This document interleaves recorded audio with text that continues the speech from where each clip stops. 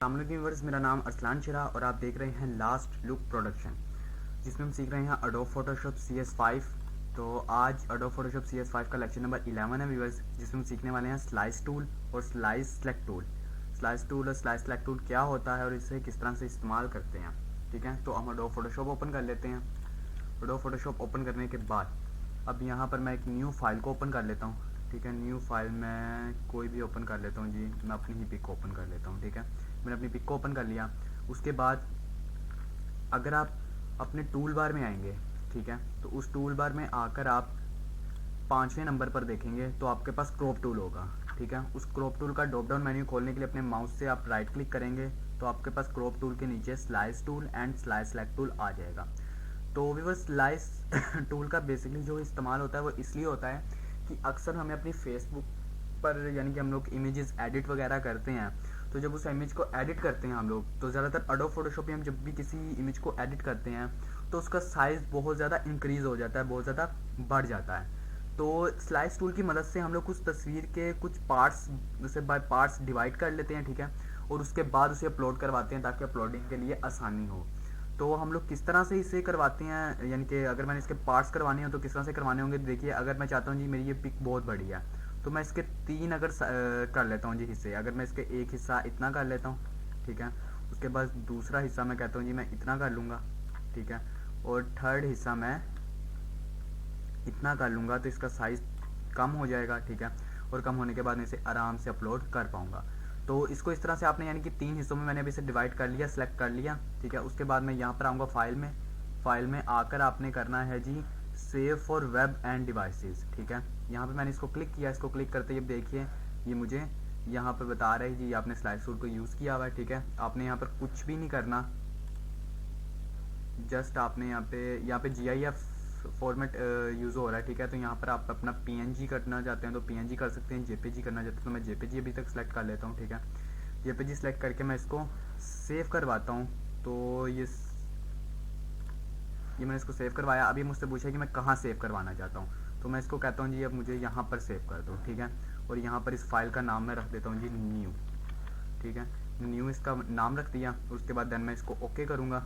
Okay करने के बाद अब ये वहाँ पर जाकर सेव हो चुकी होगी। अगर मैं चेक करूँ तो ये मैं यहाँ पर आया। अब ये देखिए यहाँ पे इमेजेस का एक फोल्डर ऑटोमेटिकली उसने बना दिया। उसे मैं ओपन करता हूँ तो ये देखिए इसने इसके बाय पार्ट 3 पार्ट कर दिए इसके। अगर मैं इसको ओपन करता हूँ तो आपको ये नज़र आ रहा होगा। ठीक है, ये एक पार्ट है इसका, ये दूसरा और ये तीसरा, यानी कि 3 हिस्सों में इसने इसे अब डिवाइड कर दिया और इसे इजीली आप अपलोड कर सकते हैं। और इसके बाद व्यूअर्स, अगर हम लोग स्लाइस सेलेक्ट टूल के बारे में बात करें तो इसके साथ आपने अगर कोई भी चीज़ सेलेक्ट की हुई है ऑलरेडी पहले, तो उसे आप छोटा बड़ा कर सकते हैं। ठीक है, यानी कि अगर मैं यहाँ पर ज़्यादा सारे स्लाइस कर लेता हूँ, ठीक है, मैं यहाँ पे कहता हूँ जी एक स्लाइस तो ये हो जाएगा। ठीक है, तो मैं चाहता हूँ जी एक स्लाइस ये हो गया, यानी कि अब 1 2 3 4 5 6 7। ठीक है, अगर आप इस तरह से बाय पार्ट्स इसको करना चाहते हैं। अब ये ज़्यादा सारे स्लाइस हमने कर दिए। ठीक है, तो अब मैं चाहता हूँ जी एक स्लाइस मुझे कम से कम, अगर मैं इस स्लाइस को सेलेक्ट करता हूँ और मैं कहता हूँ जी ये साइज़ मेरे पास इतना होना चाहिए और ये इतना पतला, ये इतना बारीक, और यहाँ से इतना होना चाहिए। उसके बाद ये मेरे पास इतना होना चाहिए। ठीक है, ये मेरे पास इतना होना चाहिए एंड ये इतना होना चाहिए। तो इसी तरह से आप सेलेक्ट टूल के साथ जो उनसे भी अपने जितने भी स्लाइसेस किए हुए हैं उनके अंदर आप चेंजेस कर सकते हैं। उसके बाद सेव करने का प्रोसीजर बिल्कुल सेम टू सेम। आपने यहाँ पर आकर save for web and devices में आएंगे। ठीक है, उसके बाद आप यहाँ पर GIF की जगह JPG PNG या GIF में भी सेव करना चाहते हैं तो कर सकते हैं। मैं JPG में सेव कर रहा हूँ। जैसे मैंने सेव किया, ये मुझसे जगह पूछ रहा है दोबारा से। ठीक है, मैं इसको अगेन कहता हूँ जी सेव। ठीक है, इस दफ़ा फाइल का नाम वही मैंने रहने दिया। तो मैं यहाँ पर अगर दोबारा आता हूँ तो ये मुझे अब यहाँ पर इसने मैंने ख्याल से कहीं और मैंने सेव करवा दिया, तो मैं इसको दोबारा से सेव करवाता हूँ। सेव फॉर वेब, सेव, ये मैंने JPG कर लिया और अब मैं इसको सेव करवाता हूँ। तो मैंने वो कहीं और भी की तरह सेव करवा दिया, तो मैं यहाँ पर सेव करवाता हूँ एंड ये सेव। ठीक है, ये सेव हो गया। सेव होने के बाद यहाँ पे इमेजेस के फोल्डर में आऊँगा तो ये देखिए इसने कितने ज़्यादा इसके स्लाइसेस कर दिए, इसको छोटे छोटे पार्ट्स में कर दिया। तो जब आप इसे अपलोड करेंगे तो आपकी अब इजीली अपलोड होगी। तो बस ये होता है स्लाइस टूल। ठीक है, और ये स्लाइस टूल का काम होता है कि इसके साथ हम लोग बाय पार्ट्स किसी भी पिक के स्लाइसेस कर सकते हैं। तो मुझे उम्मीद है आज का लेक्चर आपको पसंद आया होगा। तो इसके अलावा व्यूअर्स, अगर आप हमारे न्यू विजिटर हैं तो आप हमारी वेबसाइट पर विजिट कर सकते हैं जिसका नाम है lastlookproductions.blogspot.com। ठीक है, यहाँ पर आकर आप लर्निंग के पेज पर क्लिक करेंगे, आपके पास हमारे तमाम के तमाम कोर्सेज आ जाएंगे। कोरलड्रा भी हमारा स्टार्ट हुआ है, आप कोरलड्रा का कोर्स भी कर सकते हैं। इसके अलावा अगर आप एडोब फोटोशॉप का ही कोर्स कर रहे हैं और हमारे न्यू विजिटर हैं तो अब ये PS के लोगों के ऊपर क्लिक करेंगे तो आपके पास ये हमारे एडोब फोटोशॉप का इंट्रोडक्शन पेज आ जाएगा। यहाँ पर एडोब फोटोशॉप की तमाम इंट्रोडक्शन दी गई है और यहाँ पर एक इंट्रोडक्शन वीडियो भी है एडोब फोटोशॉप की। अगर आप हमारे न्यू विजिटर हैं और इस कोर्स को स्टार्ट करने वाले हैं तो हमारी इंट्रोडक्शन वीडियो ज़रूर देखिएगा। इसको देखने से आपके बहुत से कॉन्सेप्ट एडोब फोटोशॉप के हवाले से क्लियर हो जाएंगे। अगर आप इस वीडियो को डाउनलोड करना चाहते हैं तो इसके ऊपर डाउनलोड नाउ का बटन दिया गया, आप यहाँ पर इसे क्लिक करके इसे डाउनलोड भी कर सकते हैं। और अगर आप एडोब फोटोशॉप का कोई भी वर्जन डाउनलोड करना चाहते हैं तो इस लिंक पर क्लिक करके वो भी डाउनलोड कर सकते हैं। इसके अलावा हमारे व्यूअर्स 10 लेक्चर्स लॉन्च हो चुके हैं, लेक्चर नंबर 11 है, तो जैसे ही कंप्लीट होता है मैं ये भी अपलोड कर दूंगा। और अगर आप हमारे सोशल मीडिया पर हमें फॉलो करना चाहते हैं तो आप यहाँ पर भी हमें फॉलो कर सकते हैं, यहाँ पर भी आपको हमारे तमाम के तमाम लेक्चर्स मिल जाया करेंगे।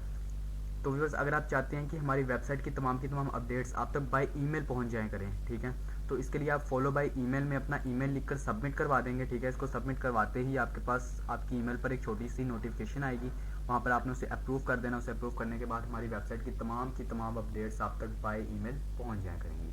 और अगर आप हमारे यूट्यूब चैनल पर हमें देख रहे हैं, ठीक है, तो आप हमारे YouTube चैनल को सब्सक्राइब कर सकते हैं। इसको सब्सक्राइब आपको कर लेना चाहिए। इसको सब्सक्राइब करने का आपको ये बेनिफिट मिलेगा कि हम अपने तमाम के तमाम लेक्चर्स, ठीक है, चाहे वो कोरलड्रा है, एडोब फोटोशॉप में या कंप्यूटर के हवाले से टिप्स एंड ट्रिक्स हैं, वो तमाम के तमाम अपनी YouTube चैनल पर भी अपलोड करते हैं। ठीक है, तो आपको वहाँ पर भी ये ईजीली आपको नोटिफिकेशंस आपके ईमेल पर पहुँच जाया करेंगी अगर आप हमारी इसको YouTube चैनल को सब्सक्राइब कर लेंगे। सब्सक्राइब करने के बाद इसके साथ एक बेल का बटन आएगा, ठीक है, आपने उसको भी चेक कर देना। तो उसको चेक करने के बाद आपके पास हमारी YouTube की भी तमाम नोटिफिकेशंस बाय ईमेल पहुंच जाया करेंगी।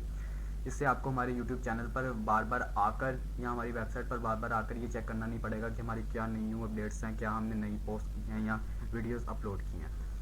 तो व्यूअर्स, मुझे उम्मीद है कि आज का लेक्चर आपको पसंद आया होगा और समझ भी आई होगी। अगर आप आज के लेक्चर के हवाले से आपकी कोई भी क्वेश्चन हो, ठीक है, आपका कोई भी क्वेश्चन हो तो आप हमें हमारे YouTube चैनल पर भी कमेंट कर सकते हैं और हमारी वेबसाइट पर भी कमेंट कर सकते हैं। इंशाल्लाह 24 आवर्स में आपको उसका आंसर मिल जाएगा। तो व्यूअर्स, अपनी दुआ में याद रखिएगा। अब मिलेंगे नेक्स्ट लेक्चर में। खुदा हाफिज़।